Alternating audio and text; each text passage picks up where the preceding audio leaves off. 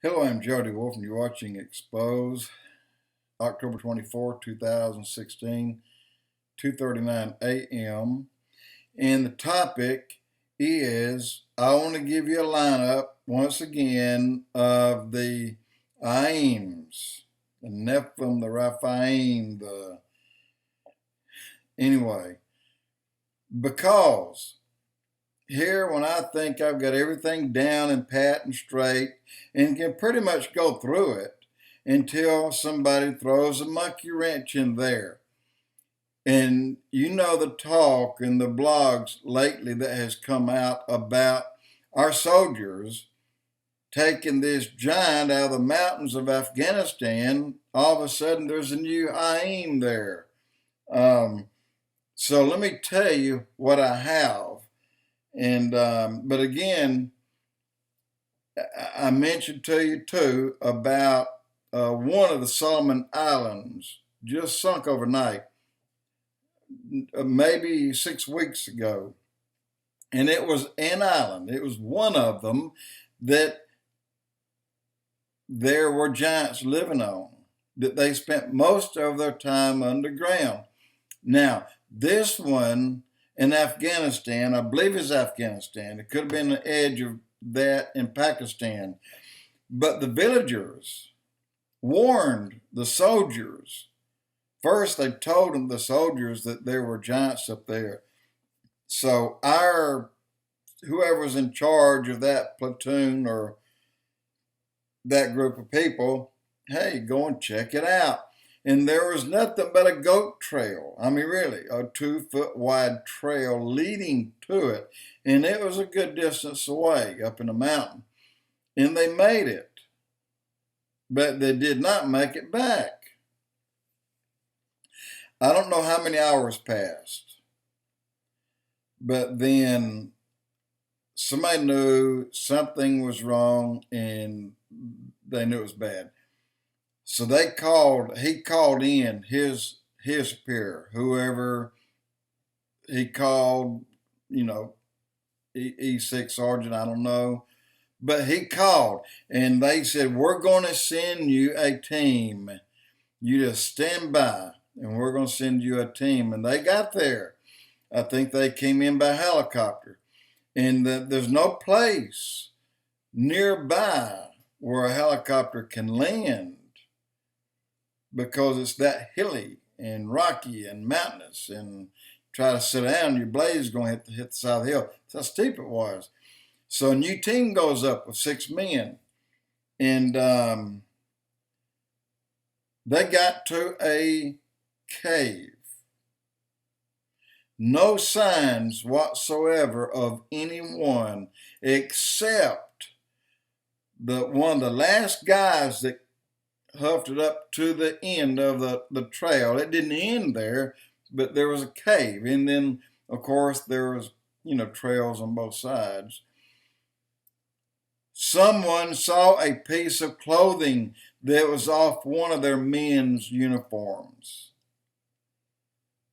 And then all of a sudden, one of them saw something inside just beyond the mouth of the cave, and said something to one of the guys, said, what is that?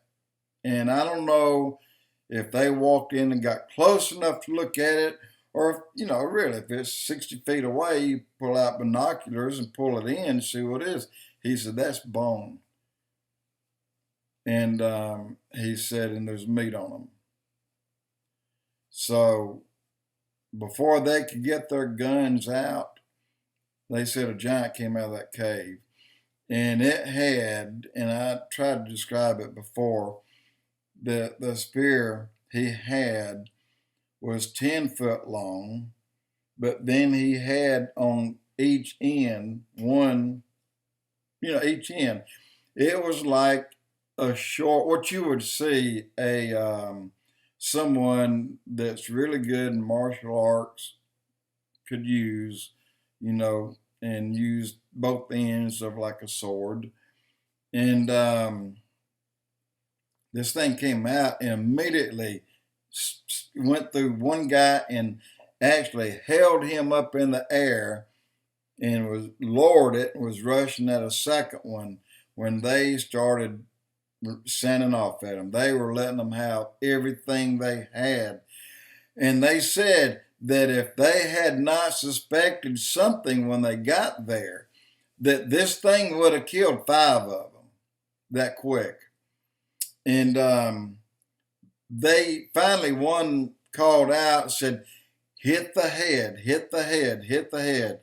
It just kept screaming, hit his head. And that's where everything started going, including 50 calipers. They hit the head, and that killed it. And then they had a team in there. It's amazing. Now get this. They had a team in there. They came in with a bigger chopper, and they had a net that dropped from a height, a safe height, where the blades wouldn't hit the side of the mountain. And the pallets on this net and all weighed 500 pounds. The net and the pallets weighed over 500 pounds. So the total weight with this thing on it was, meaning it weighed between 11 and 1,200 pounds, this 12-foot tall giant. They estimated it being 12 foot, maybe 12 foot and a half. And they carried it out. And then the team that was there, one was dead. And they told them, secure the location, but leave it. And someone said, we'll go inside. They said, negative. You go as far as the bodies verify and you come out. That's what they did. They went as far as verifying bones of a lot of people, and a lot of them like they were still eating on them. That almost meant that there were others in there to have eaten that much. But the team was ordered out. They could not go any farther than the point where they verified the dead soldiers were. So they got out. And they asked him during the interview. And what he, now this is the guy that went in on the second team, and it was his buddy that was killed. He was a second man in the line of 6. He was blotted out. His voice was changed, face hidden, of course, and he was just a black silhouette as he was talking to the man that was doing the interview. And that was on Steve Quayle. He was talking about it. And the show he was on, I don't know, but easy enough to find.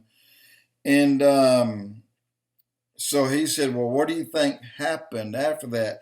He said they sent another team. This time the team that they sent was fully prepared for any number of these things. And so they said that they fully expected the other team that went in, there were probably more than 6, and they probably had equipment that they could actually, if they had to down or kill some of these things, they could get them out some way. But a special team went in that no one else heard a word. No one in that platoon, no one that was camped out in the valley where the people had been missing. No one else heard a word. But he did say this. He said there's no way that the team would have gone up and not killed any that were in there. They would have killed them, they would have brought them out, and they would have brought out all that they had, meaning armor and shields, spears, because this guy had a shield that his arm was through, and said even though he was big, 12 feet tall, 1,200 pounds, said he moved and said he was moving quicker than Marshall. Well, you take some of these guys that do this, special effects on TV, and that they move quick. They said this guy makes the special effects team look like they're slow, is what he said. He said they were very fast. And he said inside another 45 seconds, had they not started shooting at that time, that they would have all died. So the team that went back in excavated. They probably took everything out that they could get out or that was in there. But keep in mind, there are portals all over this world. And it's been determined that there's far more than any of us could imagine. Now, one thing that would come up would be that if we are entering into those days where God said we would start seeing this kind of activity. Now, let me read to you what Steve Quayle threw in there that put a monkey wrench in my whole line of thought. And we're talking about the fallen angels and the Nephilim, the sons of gods, which are the watchers. The watcher angels and the Nephilim are all the same.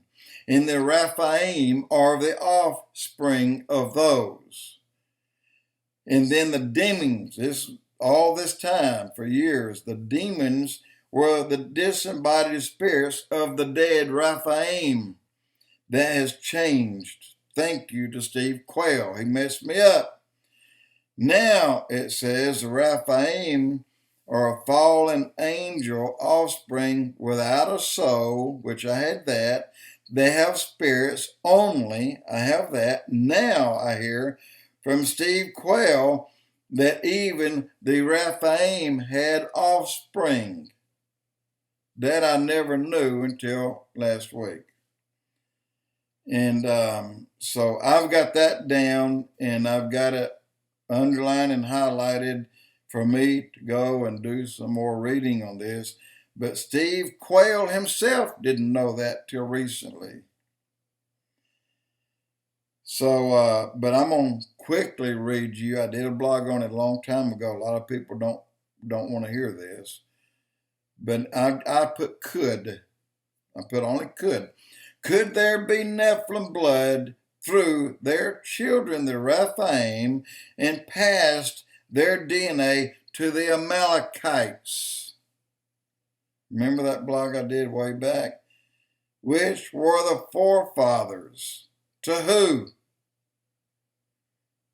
Muslim.